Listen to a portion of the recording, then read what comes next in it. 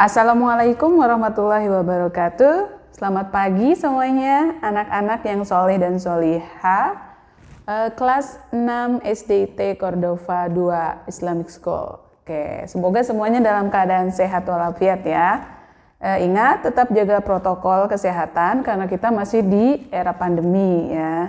Oke, untuk pertemuan kali ini di tematik 6F untuk subtema 1 pembelajaran 1 dan 3 untuk muatan IPS bersama Mrs. Iin. Ya. Pada video kali ini, Miss Iin akan menjelaskan tentang makna proklamasi kemerdekaan dan upaya mengisi kemerdekaan. Oke, dipersiapkan bukunya terlebih dahulu dan disimak video Miss Iin dari awal sampai akhir karena nanti Miss akan memberikan tugas, ya. Check it out. Proklamasi. Kami, bangsa Indonesia, dengan ini menyatakan kemerdekaan Indonesia. Hal-hal yang mengenai pemindahan kekuasaan dan lain-lain diselenggarakan dengan cara saksama dan dalam tempo yang sesingkat-singkatnya. Jakarta, 17 Agustus 1945, atas nama bangsa Indonesia, Soekarno, Hatta. Ya, anak-anak sudah disimak teks proklamasi yang sudah dibacakan oleh Bung Karno tadi. Ya, itu adalah teks proklamasi ya. Teks proklamasi Indonesia itu adalah peristiwa yang menandai kemerdekaan bangsa Indonesia. Oke, kemerdekaan. Apa itu kemerdekaan? Apa itu merdeka?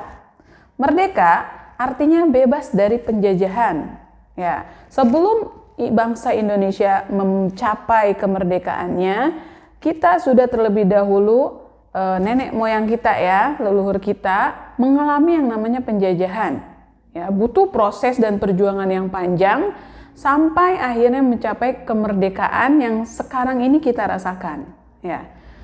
Nah, proses awal penjajahan di Indonesia terjadi karena Indonesia adalah negara yang sangat kaya akan sumber daya alamnya, terutama yang menjadi incaran para penjajah saat itu adalah rempah-rempahnya. Ya, Indonesia sangat kaya sekali akan rempah-rempah. Nah, karena hal tersebut menjadi daya tarik para penjajah ya, para kolonial itu bangsa asing untuk datang dan menjajah Indonesia. Penjajahan Indonesia dimulai dengan datangnya Portugis pada abad ke-15 ya, sekitar tahun 1500-an ya. Kemudian dilanjutkan dengan Belanda. Belanda itu yang paling lama menjajah bangsa kita selama 3,5 abad atau 350 tahun. Wow. Pada era penjajahan Belanda ini diberdirikan yang namanya VOC, Verenigd Oost-Indisch Company ya. Kemudian penjajahannya dilanjutkan dengan penjajahan oleh bangsa Jepang. Bangsa Jepang masuk ke Indonesia pada tahun 1942. Dan kemudian alhamdulillah dengan perjuangan yang gigih dari para pejuang kita, pada tanggal 17 Agustus 1945 akhirnya diproklamirkanlah proklamasi kemerdekaan Indonesia yang dibacakan oleh Bung Karno ya.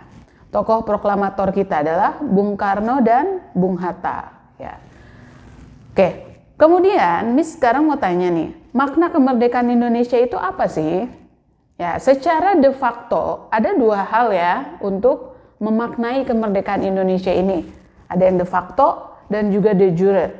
De facto artinya pernyataan kemerdekaan Indonesia berdasarkan kenyataan, walaupun belum diakui oleh negara lain atau belum diketahui. Ya, ketika Bung Karno dan Bung Hatta memproklamasikan, itu kita memperoleh kemerdekaan secara de facto.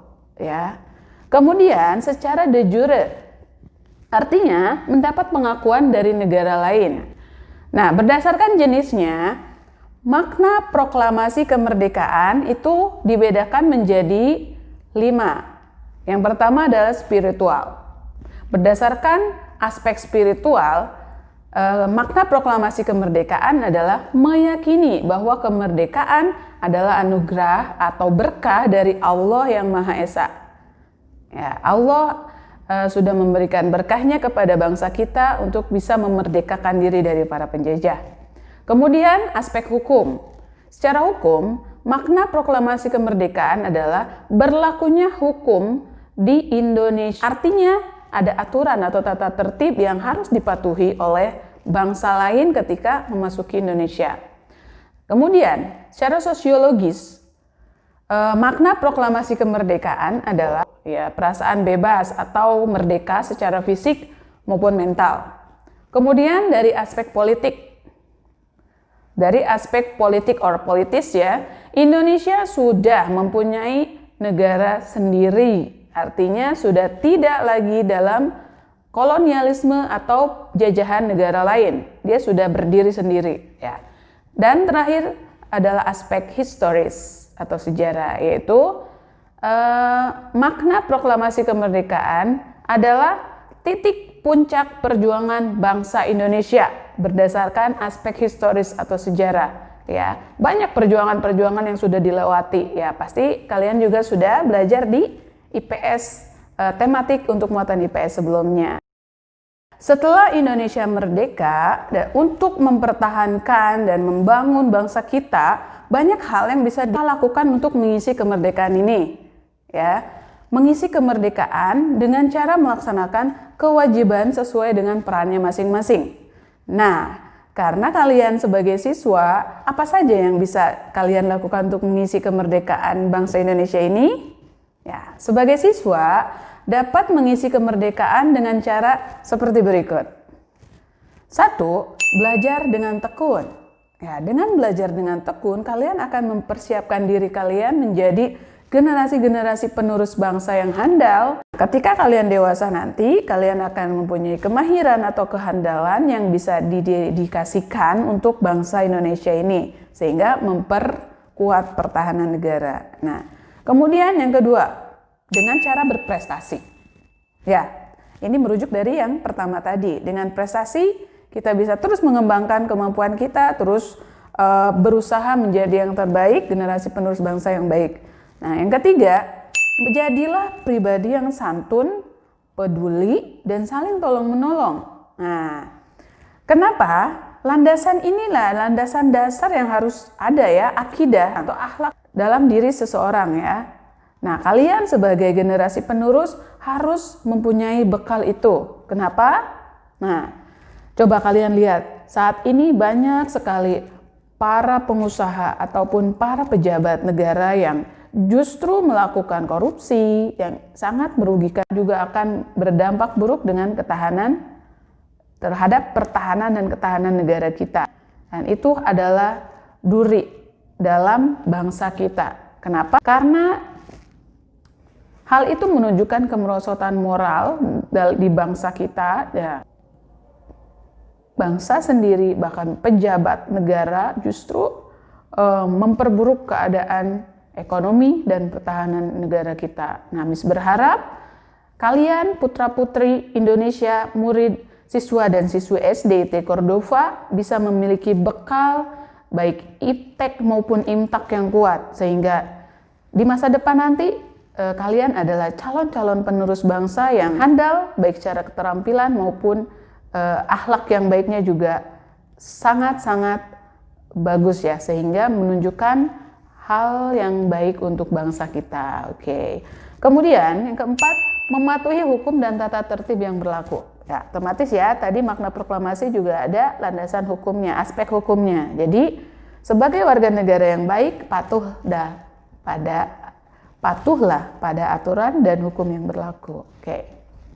Nah, sekarang cara mengisi sudah ya sebagai siswa tadi. Miss harap kalian selalu mengingatnya. Ada 4 tadi, belajar dengan rajin, berprestasi, menjadi pribadi yang santun, peduli dan juga saling tolong-menolong, juga selalu menghormati dan selalu mematuhi hukum dan aturan yang berlaku. 4 hal ya. Nah, setelah mengetahui hal-hal apa saja yang bisa kalian lakukan untuk mengisi kemerdekaan. Semoga setelah ini kalian bisa terus berusaha untuk menjadi pribadi yang lebih baik ya. Amin.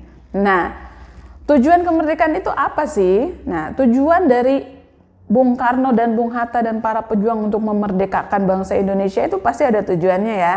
Nah, tujuannya tertuang dalam Undang-Undang Dasar 1945.